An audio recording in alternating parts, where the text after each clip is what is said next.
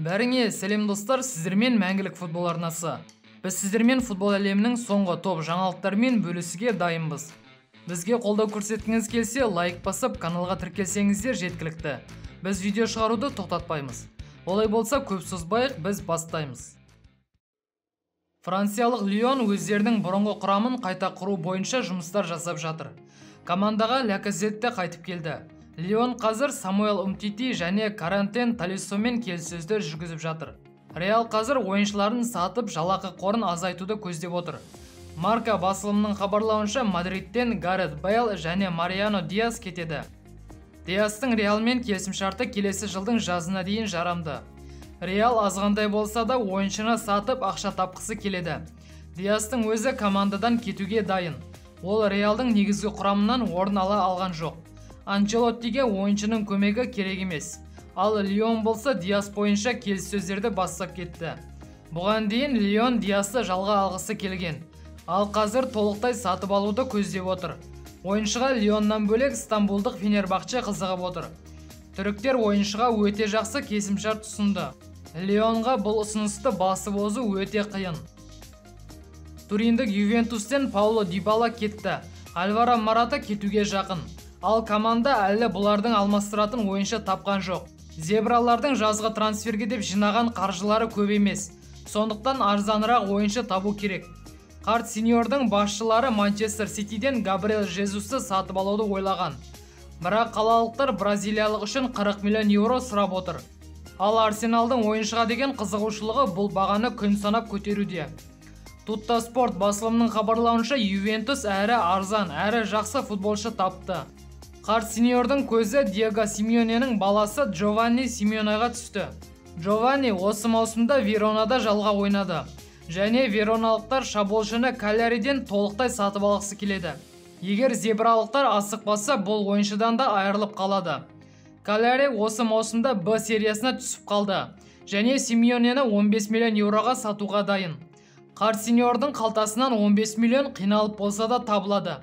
Егер Симеонемен жолдары болмаса, зебралар екінші нұсқа ретінде Аталанта ойыншысы Луис Мурелиді таңдады. Бірақ қазір колумбиялықпен ешқандай келіссөздер жүріп жатқан жоқ. Интер Ювентустың бұрынғы шабуылшысы қазіргі еркін агент Пауло Дибаламен алғашқы болып келіссөздер жүргізді. Белгілі инсайдер Никола Скираның айтуынша, Миландық клуб аргентиналыққа жылына 5 миллион евро жалақы, қол қою бонусы ретінде 1 миллион евро ұсынды. Бұл ретте ойыншы өзі 4 жылдық келісімшартпен жылына 7 миллион евро жалақы алғысы келеді. Екі тарап өкілдерінің келіссөздері жақын күндері өтеді. Және бұл трансфердің орын алуы әбден мүмкін. Ал Тоттенхэм болса аргентиналықты сатып алудан бас тартты. Sports.mail басылымының хабарлауынша 28 жастағы футболшы Лондондық клубтан аптасына 280 мың фунт стерлинг жалақы сұраған. Бұл шпорларға ұнамады. Бұдан бөлек Челси Ромео Лукакуды Интерге қайтарып беруге дайын. Лондондықтар Лукакуды Лаутаро Мартинеске ауыстырғысы келеді. Сонымен қатар лондондық клуб Александро Бастини немесе Милан Сиринжарды ауыстыру нұсқасында қарастыруға дайын. Өйткені Челси қорғаныс шебін күшейтуі керек. Челсидің қорғаушылары Сезар Аспиликуэта мен Андреас Кристенсеннің болашағы әлі белгісіз. Ал Антонио Рюдигер болса командадан әлдеқашан кетті. Реал Мадридтің жазғы трансферлік бюджеті өте үлкен. Жоғарғы жалақы алатын Гарет Бейл, Иско және Марсело Мадридтен кетеді. Бұған қоса Хесус Валехо, Марко Асенсио, Даниэл Себалас, Лука Йович және Мариано Диас сатылуы мүмкін. Реал Мадрид сонымен қатар Чемпиондар лигасын жеңіп алды. Және Еврокубоктық турнирде бір маусымда барлығын қосқанда 160 миллион евро табыс тапты. Осылайша Мадридтік клуб осы жазда трансферге кемінде 408 миллион евро жұмсауды жоспарлап отыр. Реал Мадридтің жалақы қоры айтарлықтай өседі. 2021-2022 маусымда бұл көрсеткіш 350 миллион евро болса, келесі маусымда 740 миллион евро болмақ. Флорентино Перес және оның командасы корольдік клубтың қаржылық мәселелерін бұдан бұлай талқыланбауы үшін қолдан келгеннің бәрін жасады. Барселонаның қазіргі жағдайына қарап, Мадридті бұл үшін мақтауға болады. Жоспарланған трансферлік бюджеттің 25% қайда жұмсалатыны қазірдің өзінде белгілі. Реал Мадрид жақын арада Монаконың жартылай қорғаушысы Орелиан Чаумениді сатып алайын деп отыр. Егер бәрі Мбаппедегідей соңғы сәтте өзгермесе. Мәміле жасауда біраз қиындықтар болған, бірақ олар әлдеқашан шешілген көрінеді. Журналист Фабрицио Романоның хабарлауынша, Реал Мадрид ойыншының ПСЖ-ға кетпеуі үшін ұсынылған соманы 80 миллионға дейін көтерген. Ал парижіктер болса Монакоға 100 миллион еуро ұсынып отыр. Бірақ Испанияның беделді марка басылымының хабарлауынша, Реал Чаумени үшін ешқандай бағаны көтерген жоқ. Және қазір Монакоға 60 миллион еуро ұсынып отыр. Кімге сену керектігі белгісіз. Фабрицио Романо әрдайым айтқан сөзі шындыққа айналатын журналист. Бірақ маркада анау-мынау басылым емес. Егер Фабрицио Романоның сөзіне сенсек, Монако ойыншының өтінішін орындаса, бақанда 20 миллион еуродан айырылғалы отыр. Ал 7 маусымда The Athletic басылымы Реалдың Монакомен жартылай қорғаушыны 100 миллион еуроға сатып алуға ауызша келісті деген ақпаратты жариялады. Қазір клубтар қажетті құжаттарды рәсімдеу процесін аяқтап жатыр. Осыдан кейін ойыншының трансфері ресми түрде жарияланады. Ойыншының қалауы басты фактор екені анық. 22 жастағы Чаумени Реал Мадридке ауысқысы келеді. Және трансфер мүмкіндігінше тезірек өтеді деп үміттенеді. Орелиан Монако бастықтарынан Мадридтің ұсынысын қабылдауды сұраған. Корольдік клуб ұзақ ойланды, бірақ бағаны түсіре алмаса керек. Сөйтіп ПСЖ-дан қалмау үшін 100 миллион еуро ұсынып отыр. Перес бұл мәселемен жеке айналысуда. Реал Мадрид басшылығы ПСЖ ойыншының нарықтық құнына сәйкес келмейтін және рұқсат етілген шығын шегінен асатын ұсыныстар жасап жатыр деп есептейді.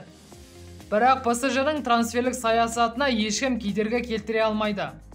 Жалпы Реал Мадрид Чаумениді сатып алатынына сенімді.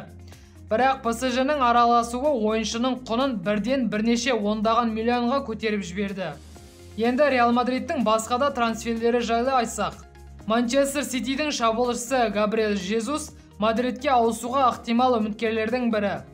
Клуб бағасы 45-50 миллион еуро тұратын шабуылшыны сатып алуды қарастыруда. Манчестерде Хосеп Гвардиоланың қол астында жарқырай алмаған 25 жастағы бразилиялық үшін өте қолайлы баға. Ойыншы өткен маусымда Манчестер Сити сапында 41 ойында 13 гол және 11 нәтижелік пас берген. Мадридте Габриэлдің қайта жарқырауына үлкен мүмкіндігі бар. Реал Мадридтің басшылығымен бас бапкер Карло Анчелоттиге Жезус қатты ұнайды. Жезустың жалақысы тым жоғары емес. Англияда ол жылына шамамен 7 миллион еуро алатын. Бірақ қазір бұл трансферлер бойынша көп кедергілер бар. Тағы бір нұсқа Рафаэль Ляу. 22 жастағы португалдық осы маусымда Миланның жеңісіне орасан зор үлес қосты. Ляу А сериясында 34 матчта 11 гол соғып, 10 нәтижелік пас берді. Рафаэльдің келісімшартында 150 миллион еуро сатылым сомасы бекітілген. La Gazzetta dello Sport басылымның хабарлауынша, Реал Мадрид ойыншы үшін 120 миллион еуро ұсынуға дайын. Егер Реал шынымен де сонша ақша төлеуге дайын болса, онда бұл таза ақмақтық. Ляу жас талант, керемет ойыншы, бірақ Мбаппе секілді супер жұлдыз емес. Чаумени де дәл сондай. 100 миллион, 80 миллион, тіпті 60 миллионда Чаумени үшін артық ақша. ПСЖ-ның ұсынысын айтпасақ та болады. Оларда артық ақша жетеді. Көрінген дүниеге ақша салуға құмар. Достар, бүгінгі жаңалықтар осымен тәмам. Видео ұнаса лайк басып, жаңалықтар жайлы өз ойларыңызды комментте қалдыруды ұмытпайық. Және арнаға тіркеліп жатқандарыңыз үшін көп рахмет. Ал біз қоштаспаймыз, келесі видеода кездескенше аман сау болыңыз.